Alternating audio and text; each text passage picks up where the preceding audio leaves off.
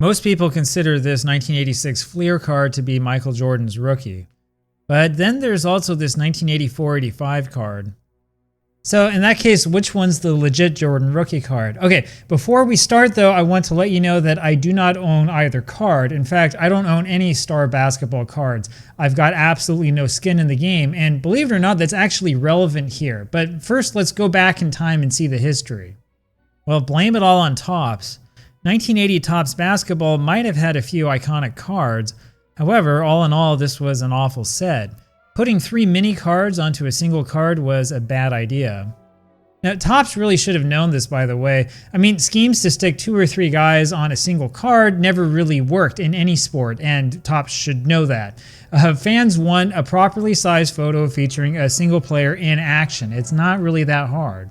Then came 1981 Topps, which honestly was just a boring set. I mean, the design isn't bad, but the photography for the most part is pretty awful. The backs are particularly drab and look depressing. The national collation of this set was also strange, so there was a 66 card base set and then 3 regional sets of 44 cards each. This experiment failed. Now, you can still find complete sets for relatively reasonable prices, though the prices have gone up. You can also still find unopened product, which tells you just how many of those cards Topps produced. Well, either that or it just tells you how unpopular that set was at the time. You see, the truth is that despite the fact that Magic and Bird were in the NBA, 1981 and 1982 and around that era were still pretty bad years for basketball. This was still part of the tape delay era, and this is a long time before the NBA became one of the biggest sports leagues in the world. Well, popular history indicates that the NBA's big breakthrough came in the 1979-80 season when Larry Bird and Magic Johnson joined the league. Actually, the truth is that the NBA was still pretty obscure for the first few years of the decade. In fact, you could argue that the NBA introduced the three-point shot largely as a gimmick to attract more fans. At least that's how three-pointers were originally seen when they debuted in 1979. Anyway, with the league in a great state of turmoil, with fans unable to watch NBA Finals games live on television, and with drug issues, the NBA was not exactly a great product at the time. And so Topps decided to pull the plug on its basketball cards. The timing is really weird, by the way. The early 1980s is when baseball card collecting was really transforming from a small hobby into like a big business. It's absolutely bizarre that the big card companies didn't realize that fans of baseball cards might also be interested in the cards of other sports. And so while it's easy to find mainstream news articles about card collecting in general from 1982, it's not easy to find articles specifically about basketball cards. Most comments in these articles indicate that the basketball card market was doing pretty poorly. This might explain why Topps decided to just say no.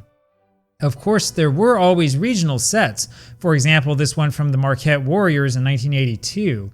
And the next year there was this from the Wisconsin Flyers from the Continental Basketball Association. And there were some professional sets too, like this BASF Los Angeles Lakers set from 1982. But there wasn't anything national, and that's where Star comes into play. Well, Star's first set was this 1983 All-Star set. It's kind of underwhelming. In fact, some of these photos look awful. Isaiah Thomas didn't even have his eyes open for his rookie card. But of course, most people don't care about those specialty sets, regional sets, and so on. They want to know about the real set, and that would be the 1983-84 Star flagship set. With 275 cards, this one is certainly big enough to be considered a major set.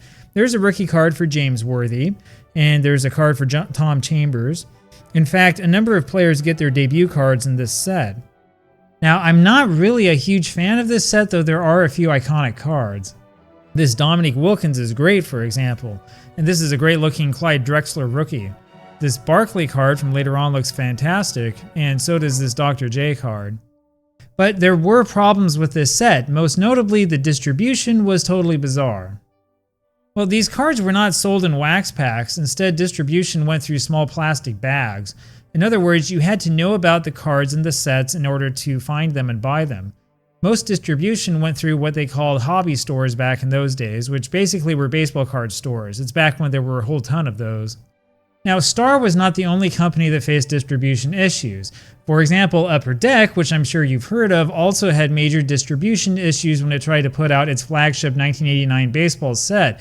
Now, the thinking at the time of Upper Deck's management was that they could make deep inroads into the hobby if they went through the baseball card stores, get the owners of the stores excited about the product, and then eventually use that excitement to get fans and collectors into it, and then move over to more traditional distribution like grocery stores and the like. I wouldn't be surprised if Star was thinking the same thing. And Star continued to issue numerous sets going all the way up through 1986. This includes rookie cards for several notable players. But of course, most of us really only care about one rookie card in particular, so let's take a look at that card and at the controversy. Well, this is it, card number 101, the Michael Jordan Star Rookie from the 1984-85 Star set. Now, rumor has it that fewer than 4,000 of these cards exist, though the exact number is unknown. Now, there is a rumor that the Court Kings Michael Jordan might have come out first, meaning that it technically is the true rookie card. And the card itself looks a lot better, of course. It's almost as good as the picture on this 1985 Star Slam Dunk card. But you know, both the Court Kings and the Slam Dunk cards were larger than normal. They were 5x7. As a result, they're sadly not quite as collectible as the real basketball cards. But there's another issue here. Despite the scarcity, Star Jordan rookie cards don't go for as much as you would think. The prices are actually similar to the prices that the more famous Fleer card commands. There's a credible rumor out there that Fleer made about 250,000 copies of each card of that 1986 set. And as some of us remember, boxes and even cases of those cards were readily available for cheap into the early 1990s, even though Jordan was a star. There are interesting pieces of evidence like this letter offering unopened boxes of 1986 Fleer basketball for $10 a box, which seems insane now. So the question here is, why in the world the Star cards are so undervalued? I mean, the law of supply and demand says that the Star cards should be more expensive, right? Because there's like none of them out there. Well, normally it would be like that, but unfortunately the guy who was running Star made a really big mistake. You see, there was a time in the mid-1990s, after the baseball card industry collapsed, when sketchy dealers would go onto home shopping television networks to sell cards. Among the sketchy sellers was a man named Robert Levin.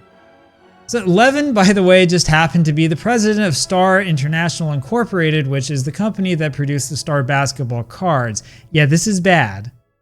What we know is this: Levin's offices were raided by the U.S. Marshals in July 1997, and over 125,000 cards were seized. Levin had apparently claimed that he had found unsold stashes of original cards. Actually, these cards had been printed by his company after it had lost the NBA license. The old Shop at Home network apparently gave refunds to buyers, though it's kind of fuzzy on the details. And there was also this warning against collecting these cards. In other words, this certificate of authenticity that came with the Shop at Home products is completely bogus. It's all a lie. Well, the difficulty, of course, is in telling the original Star cards from the fake later cards that look like the old ones, and that's really no easy task. In all the confusion, PSA decided early on not to grade Star cards at all.